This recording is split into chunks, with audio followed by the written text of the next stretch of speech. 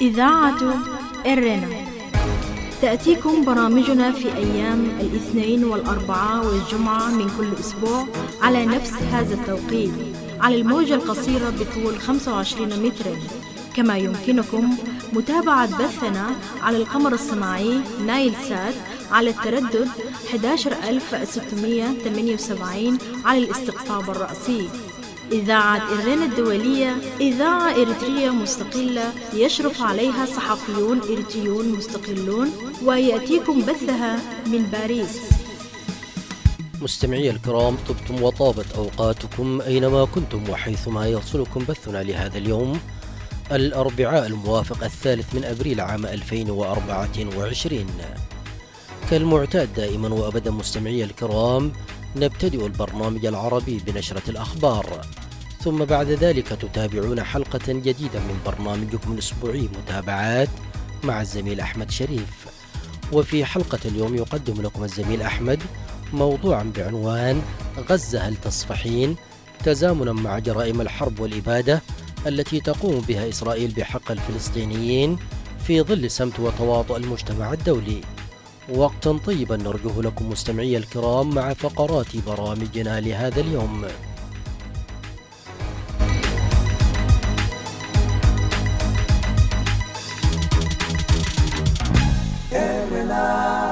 المستمعون الكرام، فيما يلي أقدم لكم نشرة الأخبار، أبتدئها بالعناوين.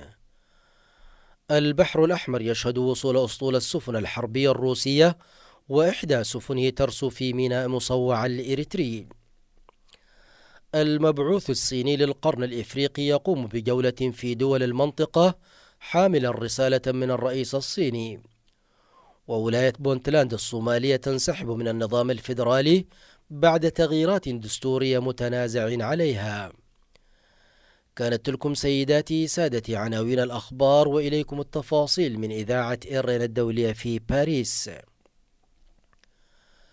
ذكرت وكالات الأنباء أن أسطولا من السفن الحربية الروسية المعروف باسم باسيفيك وصل إلى البحر الأحمر.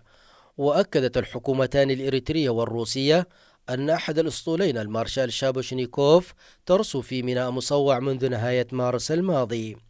وفي الوقت الذي يستثني فيه الحوثيون استهداف السفن الروسية في إطار حملتهم على السفن الغربية في البحر الأحمر وخليج عدن، أصبح نشر روسيا أسطولها في البحر الأحمر المهدد أمنيا ورسو إحدى السفن في ميناء مصوع الإريتري موضوعا لتحليلات متباينة من قبل وسائل الإعلام الغربية.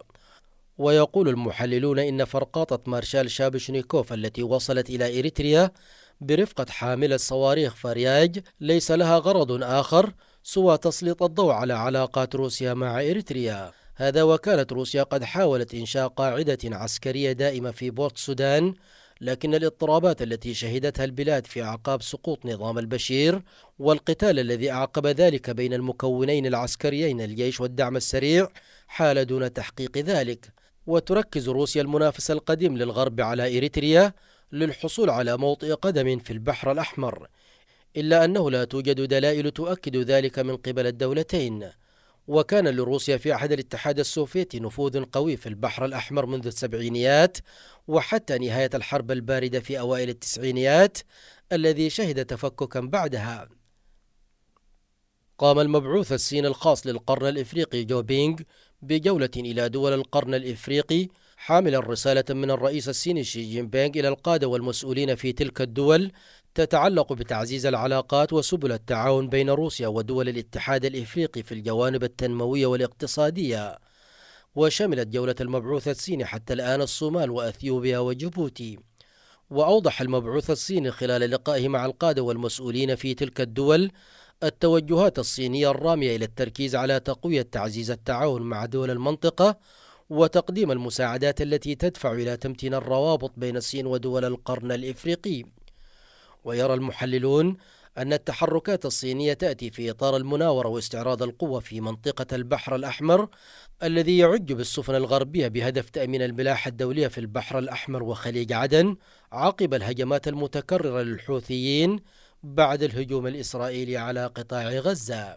وتربط الصين شراكات قوية في التعدين والتنقيب والإنشاءات وغيرها مع دول المنطقة وقامت منذ العام 2022 بتعيين مبعوث خاص لدول القرن الإفريقي عقب التطورات المتلاحقة في المنطقة، وذلك للحفاظ على مصالحها في المنطقة التي تشهد اضطرابات مستمرة. تجدر الإشارة إلى أن الصين لديها قاعدة عسكرية في جيبوتي قوامها 5000 جندي.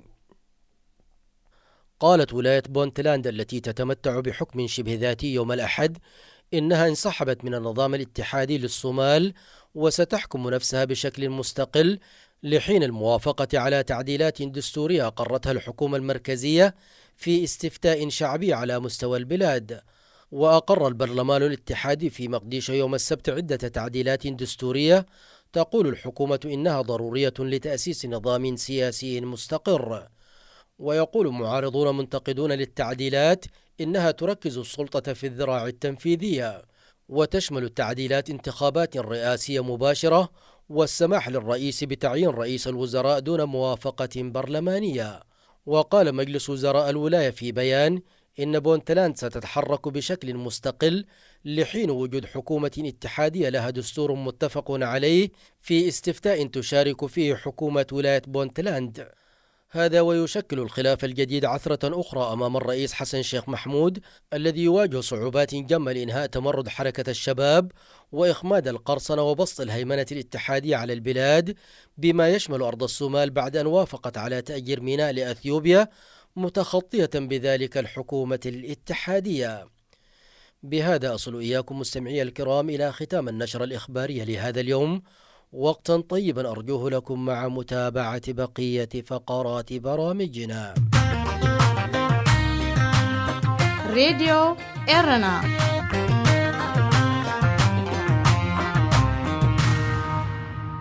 مستمعي الكرام، كما أشرنا في بداية البرنامج تتابعون فيما يلي حلقة جديدة من برنامجكم الأسبوعي متابعات من إعداد وتقديم الزميل أحمد شريف.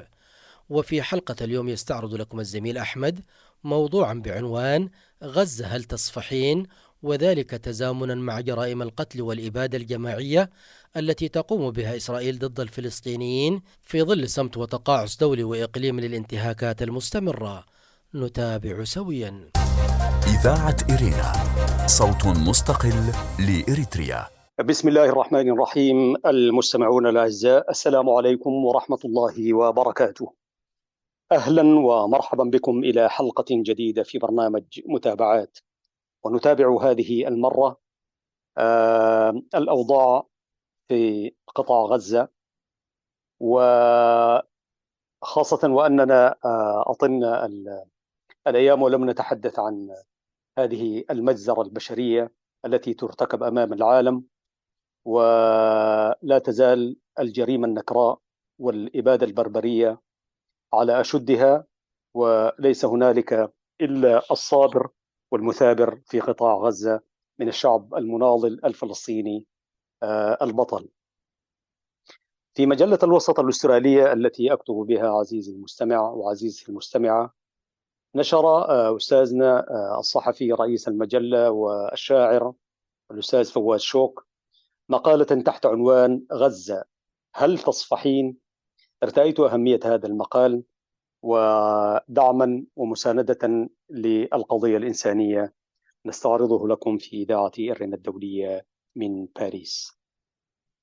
يقول الكاتب: عذرا أهل غزة، فأنتم العزة كلها، وأنتم العنفوان كله، وأنتم الشهامة كلها، وأنتم الكرامة كلها. عذرا أهل غزة، فقد تعلم الصبر من ثباتكم، وتألم الوجع على وجعكم، وعجز الموت أمام شجاعتكم، ويئس اليأس من صمودكم، واستسلم الإحباط أمام إقدامكم، وسقط الفشل أمام تمسككم بالبقاء. عذرا أهل غزة، فقد تحولت الإبادة الجماعية التي تتعرضون لها إلى شراكة جماعية عالمية، يشارك البعض فيها من خلال دعمه، ويشارك البعض الآخر من خلال صمته وتخاذله. عذرا أهل غزة، فقد تساوى الداعمون للإبادة والساكتون المصابون بعلتي الوهن والوهم وأصبحا وجهين لعلة واحدة. عذرا أهل غزة على كل موقف عربي أو إسلامي لم يتعدى عبارات الاستنكار والإدانة، وعلى كل موقف غربي لم يتعدى عبارات الشعور بالقلق والأسف، وعلى الزخرفات الإنشائية الشنيعة التي يظهر قبحها على وجوههم وألسنتهم. عذرا أهل غزة، فمعظم قادة الغرب يقدمون الدعم للاحتلال من أجل الاستمرار في حرب الإبادة، بينما يقدم معظم الزعماء العرب الدمع على حرب الإبادة. عذرا أهل غزة، فالفرق شاسع بين شديد البأس الذي يقف في وجه الظلم والطغيان وبين شديد البؤس الذي يكف عن نصرة المظلومين. عذرا أهل غزة، حيث تركض نفوس المتساقطين وراء الفتات وترقد ضمائرهم بين الأموات. عذرا أهل غزة، فقد تآمروا عليكم وجمعوا لكم فلم تخشوهم، بل زادوكم إصرارا وعزة وثباتا. عذرا أهل غزة، فلستم وحدكم من يموت، بل ماتت ضمائر الكثير من قادة العالم وغيره، وضمرت بسبب مواقفهم المخزية والمرتهنة للمصالح القائمة على الجشع والطمع، وبسبب مشاريعهم القائمة على سياسة الهيمنة والتوسع على حساب حياة الإنسان وكرامته وحقوقه، وعلى حساب المبادئ الأخلاقية والقيم الإنسانية. عذرا أهل غزة، فحياتكم لا تشبه حياة هؤلاء، ولا موتكم يشبه موتهم، فأنتم تعيشون أعزاء وتموتون شهداء وأعزاء، بينما يعيش هؤلاء أذلاء أمام المصلحة، منقادون وراء المادة، خاضعون لمجموعات الضغط، متذللون لها، راضخون لإملاءاتهم، ضعفاء أمام الإعلام المأجور، جثث هامدة أمام صوت الضمير والأخلاق. عذرا أهل غزة، لأن إخوانكم الشرفاء في العالم العربي لم يستطيعوا نصرتكم، ربما لأنهم ما زالوا يعيشون صدمة القمع والتنكيل والظلم والتعذيب التي تعرضوا لها في أكبر مجزرة تعرضت لها الشعوب العربية بعد الربيع العربي. شارك في ارتكابها كل من يشارك الآن في حرب الإبادة ضدكم. عذرا أهل غزة، فأطفالكم عطشى للمياه، لأن صناع القرار في العالم عطشى للحياء والضمير، ومتعطشون للدماء والدمار. عذرا أهل غزة، فأطفالكم يعانون من الجوع بسبب ما يعانيه الأعداء من الخور الأخلاقي الذي دفعهم إلى ممارسة سياسة التجويع ضد أهل غزة، وسياسة الترويع ضد أهل الضفة، والتطويع لما تبقى من الزعماء العرب. عذرا أهل غزة، لأن المتخاذلون لم يفقهوا أن الجائع ليس من فقد الماء والطعام، وإنما الجائع من فقد ماء الوجه وطعم الكرامة. عذرا أهل غزة، فقد رموكم بالقذائف والصواريخ بينما رموا أنفسهم في مدابل التاريخ.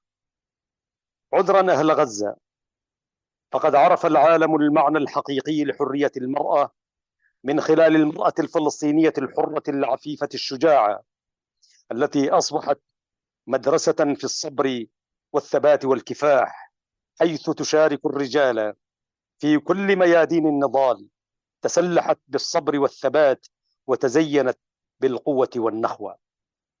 عذرا أهل غزة، فقد فاء الشرفاء في الغرب إلى فطرتهم الإنسانية السليمة، بينما الشر فاء وفاق جاهليته الأولى عند بعض بني العرب. عذرا أهل غزة، فكلما ازداد نتنياهو إجراما ازداد أزيز الداعمين والمتواطئين حول ذيله. عذرا أهل غزة، فقد ازداد الجيش الإسرائيلي توحشا ضد المدنيين، وازداد الضمير العربي الرسمي والضمير العالمي وحشة في قبره. عذرا أهل غزة، فالكل يشاهد فحيح الأفاعي في مجلس الأمن وفي المحافل الدولية، وهي تخرج رأسها وترفع صوتها رافضة وقف الإبادة الجماعية، دون أن يستطيع أحد وقف سمومها وسلاحها الذي ينهش بأجساد الأطفال. راديو إيرنا راديو إيرنا كاب كتما باريس محلالف بإرتوران غازيتنياتا زدالو نتا راديو.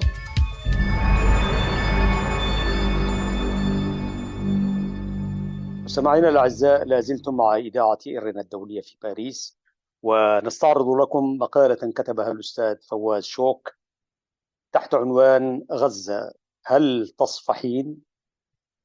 عذرا أهل غزة، فلم تستطع 6 أشهر من الإبادة الجماعية وعلى الهواء مباشرة من إيغاظ ضمير زعيم أو مسؤول واحد، فشتان بين هؤلاء وبين المعتصم الذي حرك جيشا وأعلن حربا من أجل كرامة امرأة لم تكن أكثر من امرأة واحدة حتى يعلن الحرب من أجلها، ولم تكن بحاجة إلى أكثر من كلمة واحدة ومعتصماه حتى يزحف الجيش وتسترد الكرامة.